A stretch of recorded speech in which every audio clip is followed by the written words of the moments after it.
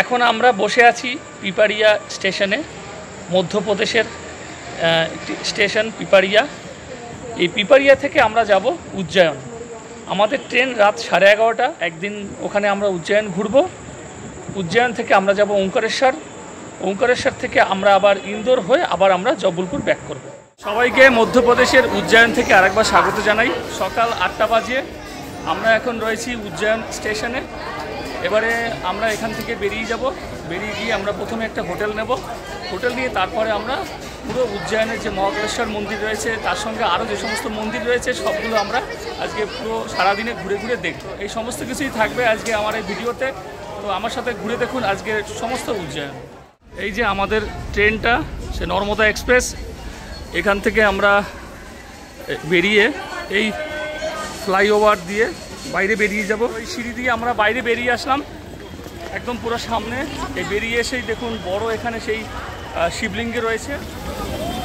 এই দেখুন স্টেশনের সামনেই রয়েছে বড় শিব, স্টেশনের মেইন গেট। আর এই দেখুন এখানে সমস্ত এই দেখুন ম্যাজিক রয়েছে, সমস্ত গাড়ি এখানে পাওয়া যায়। ম্যাজিকটা বুক করেছি স্টেশন থেকে ওই মহাকালেশ্বর মন্দির যাওয়ার জন্য। নর্মালি এখান থেকে স্টেশন থেকে মহাকালেশ্বর মন্দির পর্যন্ত প্রত্যেকের জন্য পার হেড নেয় 20 টাকা করে। তো আমরা যেহেতু 14 জন রয়েছি তাই পুরো ম্যাজিকটা নিয়েছি, 250 টাকা নেবে। তো এবারে চলুন আমরা ম্যাজিকে করে এই মন্দিরের সামনে যাই, ওখানেই হোটেল নেব। দেখা হবে হোটেলে গিয়ে। এটা হচ্ছে মেইন রোড। এই রোড যে দেখতে পাচ্ছেন, এই রোড থেকে সোজা হচ্ছে আমাদের সেই মহাকালেশ্বর মন্দির। আর এই রোডের উপরে অনেক হোটেল রয়েছে। আমরা এই রোডের সেই ডান দিকে এই যে গলিতে, এই গলিতে আমরা হোটেল নিয়েছি। তো চলুন আপনাদেরকে এবারে হোটেলটা দেখিয়ে নিই। হোটেল শ্রী দ্বারকাধীশ প্যালেস এই ঠিক আমার পিছনের দিকেই রয়েছে। আর এর অ্যাড্রেস হচ্ছে বক্সি বাজার। বক্সি বাজারে রয়েছে এই হোটেলটা। এসি নন এসি সমস্ত রুমই পেয়ে যাবেন। আমরা গ্রুপে 14 জন এসেছি টোটাল। তো আমরা বড় একটা হল ঘর নিয়েছি নন এসি। তো সেটা আমাদের পড়েছে হচ্ছে 3500 টাকা। নর্মালি এখানে আপনি ডবল বেড পেয়ে যাবেন, তাতে 3 জন থাকতে পারবেন। 1500 টাকা থেকে এখানে রুম শুরু।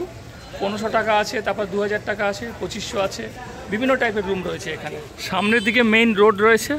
ওই মেইন রোড থেকে গলির মধ্যে ঢুকে এসে এই যে হোটেল।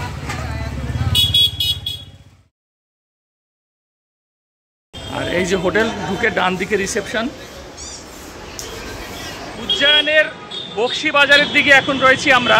আর এই বক্সি বাজারের যে রাস্তাটা রয়েছে, এই রাস্তা থেকে একদম ওয়াকিং ডিস্টেন্সই রয়েছে মহাকালেশ্বর মন্দির। তো সেই মন্দিরের উদ্দেশ্যে আমরা এখন যাচ্ছি। ডান দিকে হচ্ছে মহাকালেশ্বর মন্দির, 0.5 কিলোমিটার। এইভাবে করে এখানে রামঘাট রয়েছে 0.5 কিলোমিটার। টোটালটা এইদিকে রয়েছে। এই যে রাস্তাটা গেছে সেই রাস্তায়। সকালের দিকে ফ্রেশ হয়ে প্রথমেই আপনারা মহাকালেশ্বর মন্দিরে দর্শন করুন। মহাকালেশ্বর মন্দির দর্শন হয়ে গেলে দুপুরে লাঞ্চ শেষ করে একটি অটো 500 টাকা দিয়ে বুক করুন সারাদিনের লোকাল সাইট সিন করার জন্য। মহাকালেশ্বর মন্দিরের সামনের দিকের এখানটায় যে দোকানটা রয়েছে, এই দোকান থেকে আমরা প্রসাদ নিলাম। তো এখানে এই জুতো টুতো সব খুলে রাখা যাবে। এই ডালাটা এটা 100 টাকা পড়েছে। তো এখানে এই ড্রাই ফ্রুটস আছে কিছু, আর এই যে ফুল দেওয়া আছে।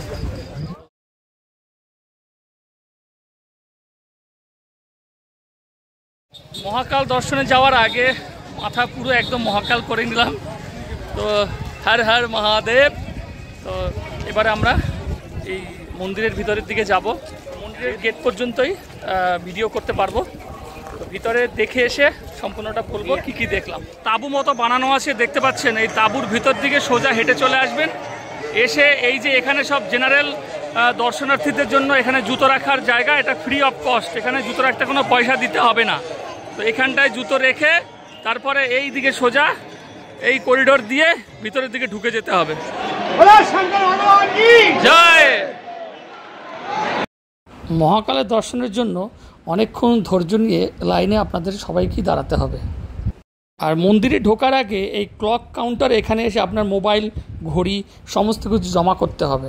তো মহাকালেশ্বর মন্দিরে এসে ভিতরে দর্শন করে আসলাম বাবার।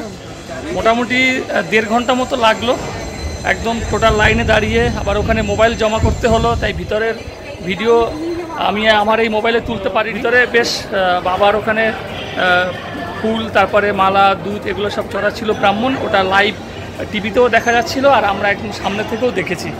খুব ভালোভাবেই পুজো দিয়েছি এই মহাকালেশ্বর মন্দিরে এসে, খুব ভালোই লাগলো। মহাকালেশ্বর মন্দিরে শীঘ্র দর্শন করার জন্য এখানে 250 টাকার লাইন রয়েছে। 250 টাকা দিয়ে কুপন কেটে আপনি সেই লাইনে তাড়াতাড়ি দর্শন করতে পারেন। বিকেলের দিকে এই মহাকালেশ্বর মন্দিরে এত সুন্দর লাইটিং করা হয় যা দেখলে চোখ ফেরানো যায় না, আর লাইটিংটা বিভিন্ন কালারে চেঞ্জ হতে থাকে, খুবই ভালো লাগে দেখতে। মহাকালেশ্বর মন্দিরে এসে সকালবেলার দিকে পুজো দিয়ে যাবেন, আর বিকেলের দিকে অবশ্যই কিন্তু এই করিডোর দর্শন করতে আসবেন, নাহলে কিন্তু একটা অত্যন্ত সুন্দর জিনিস মিস করে যাবেন। কারণ রাতের বেলায় করিডোরটা এত সুন্দরভাবে সেজে ওঠে, লাইটিং এবং এত লোকের ভিড়, মানে চারিদিকটা এত সুন্দর লাগে, সত্যি খুবই ভালো লাগছে দেখতে এই করিডোরটা। অবশ্যই উজ্জয়নে এসে এই মহাকালেশ্বর মন্দিরে খেতে চান, এই করিডোর অবশ্যই ঘুরে যাবেন, থালি পেয়ে যাবেন। তো থালিতে এখানে দেওয়া হয়েছে, দেখুন কারি দেওয়া হয়েছে এখানে, তারপরে ডাল, এখানে আলু মটর, আর একটা সবজি আছে ফুলকপি বাঁধাকপি দিয়ে, আর 2টো রুটি, এরপরে ভাতও দেবে এখানটাতে। তো এই হলো থালি, এটা দিয়ে টোটাল 100 টাকা করে নেবে। এসে আমরা এখন প্রথম যে সাইট সিন সেখানে পৌঁছে গেছি। লোকাল সাইট সিনগুলো ঘোরানোর জন্য এখানে অটো পেয়ে যাবেন, টোটো পেয়ে যাবেন। একটা টোটোতে 5 জন করে বসবে, 500 টাকা করে নেবে, টোটাল সব ঘুরিয়ে আপনাকে দেখিয়ে দেবে। তো এখন চলুন আমার সাথে গটকালিকা মন্দির দর্শন করুন। গটকালিকা মাতার মন্দির সপ্তাহের প্রতিদিন খোলা থাকে সকাল 6টা থেকে রাত 9টা পর্যন্ত।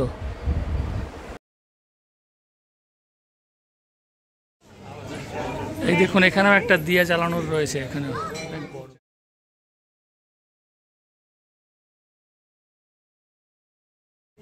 এইটা হচ্ছে গটকালিকা মন্দির। এই মন্দিরটা দেখে সোজা বাইরে বেরিয়ে আসবেন, বাইরে বেরিয়ে এসে এই রোড ধরে আবার ঠিক এই মন্দিরের পাশেই রয়েছে গণেশজি কালিকা মন্দির। দেখে এবার আমরা সামনে পাশেই রয়েছে গণেশজি মন্দির। তো গণেশজির মন্দিরটা আমরা এবার দর্শন করব, চলুন। মন্দিরের মেইন গেট, মন্দির দেখলে কি মন্দির? गणपति बाबा का मंदिर।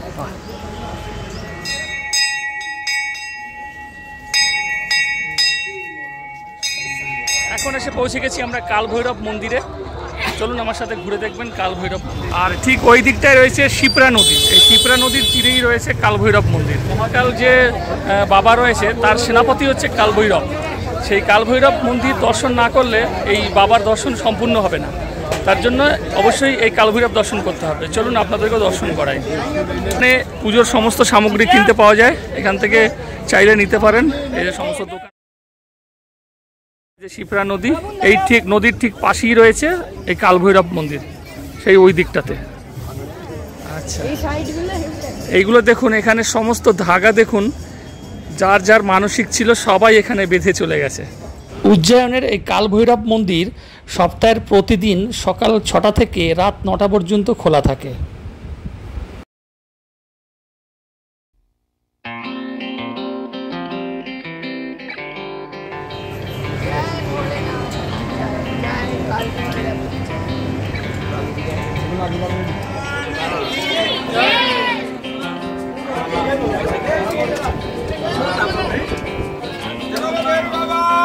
ভৈরব মন্দির দেখে এবার এসে আমরা পৌঁছালাম মহর্ষি সন্দীপনী আশ্রমে।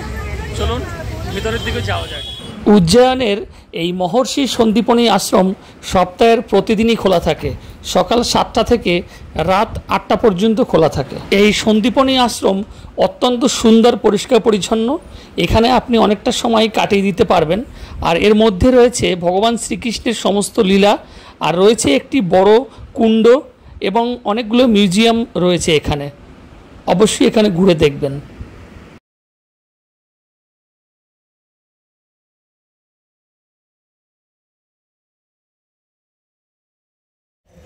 गुरुकुल है, यहाँ पर श्री कृष्ण यहाँ पढ़ते थे सुदामा के पास, यहीं से शिक्षा लेते थे। এখন দেখছেন সন্দীপনী আশ্রমে গুরুকুল, যেখানে ভগবান শ্রীকৃষ্ণ মহর্ষি ঋষিদের কাছে শিক্ষা নিয়েছিলেন। সন্দীপনী আশ্রমের সামনে আপনি চাইলে এই হাতির পিঠেও উঠতে পারেন। পার হেড 100 টাকা করে নেবে। অত্যন্ত সুন্দর একটি সময় আপনি এখানে কাটাতে পারবেন। এখন আমি চলে এসেছি উজ্জয়নের মঙ্গলনাথ মন্দিরে। চলুন। উজ্জয়নের এই মঙ্গলনাথ টেম্পল এমন একটি মন্দির যেখানে আপনি আপনার সমস্ত মাঙ্গলিক দোষ এখানে আপনি কাটাতে পারবেন। তার জন্য এখানে চাইলে আপনি যজ্ঞ করাতে পারেন। আর এই মন্দির সপ্তাহের প্রতিদিনই খোলা থাকে, 24 ঘন্টাই খোলা থাকে।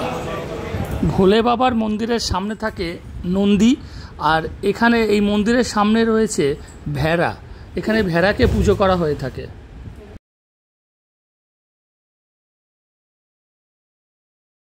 এখন আমি চলে এসেছি উজ্জয়নের একটি বিখ্যাত ঘাট, যার নাম হচ্ছে রামঘাট। প্রতিদিন সন্ধ্যার সময় 6টা থেকে 7টার মধ্যে আরতি হয়ে থাকে। তো আমাদের আস্তে আস্তে একটু লেট হয়েছে বলে আরতিটা আমরা দেখতে পাইনি। তো আপনাদেরকে এবারে রামঘাটটা একটু ঘুরিয়ে দেখাই। দেখুন কেমন ঘাটের এন্ট্রি। এখান থেকে এসে এই দেখুন সামনে এদিকে মন্দির, আর এই হচ্ছে সেই শিপ্রা নদী। বারাণসীর মতো এইখানটাতেও দশাশ্বমেধ ঘাট যেরকম হয় সেরকমই দেখতে লাগছে কিছুটা। ওপারেও ওই যে মন্দির রয়েছে।